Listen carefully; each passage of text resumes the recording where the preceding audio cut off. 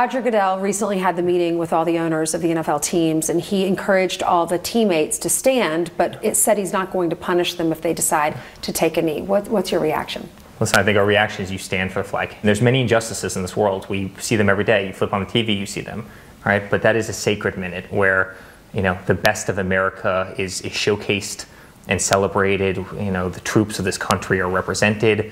All the things that are wonderful about this nation. I mean, we have so much to really thank God for.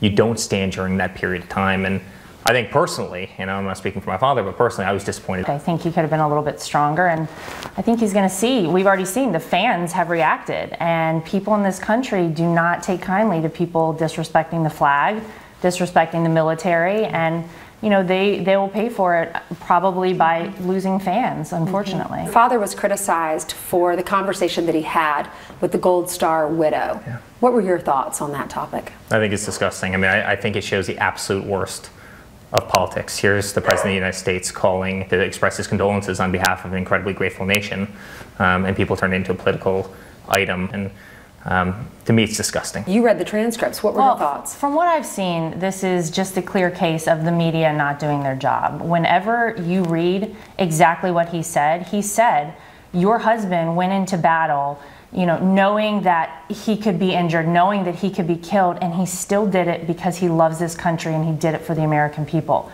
I can't think of a better way, quite frankly, to express my gratitude to someone than by saying something like that, and yet they conveniently leave off the last part of what was said.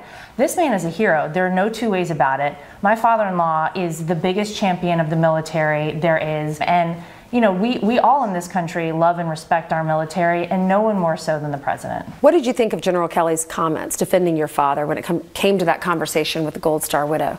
Well, I think it was very personal to him. He was on the phone call, but he also had a son that was killed in Afghanistan, and I think he probably, more so than any person in the world, understands that true pain and the sorrow and what the person on the other end of the telephone was going through at that very moment. I'm sure he had many very similar moments, in his own life, and he was upset. He was upset when my father was criticized, and I think he came to my father's defense in a very big way because I think he thought it was disgusting.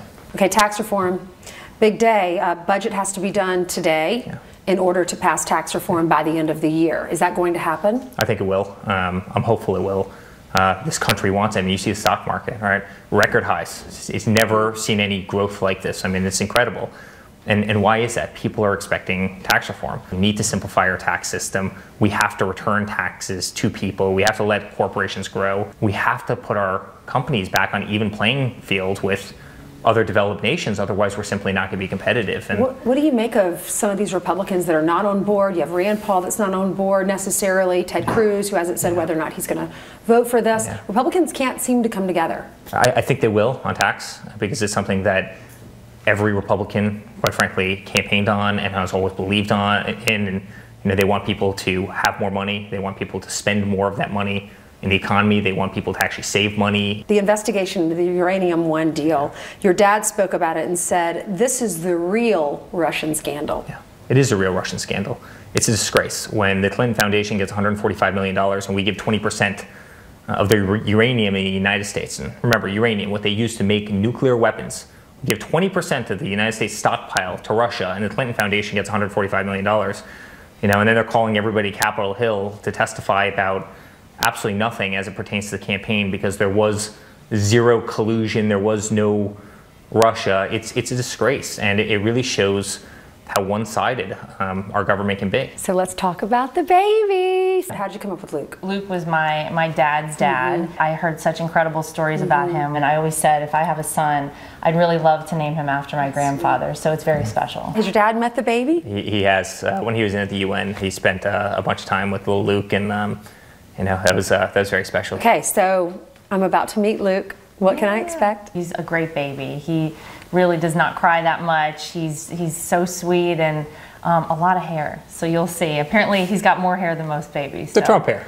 The Trump hair. All right, let's go meet him. Yeah. I'm dying to meet him. Oh, Laura. Hi, little one. Here he is. Hi, little one. He's beautiful. Look at that blonde hair. Your nursery's beautiful. Did you decorate Thank it? you. We did. And you know what? We have a lot of amazing books. We have one I think you'll like right book over do you here.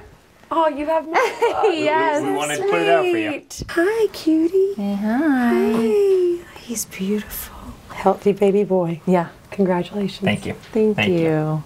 Now, in that last shot, baby Luke looks a lot like the father.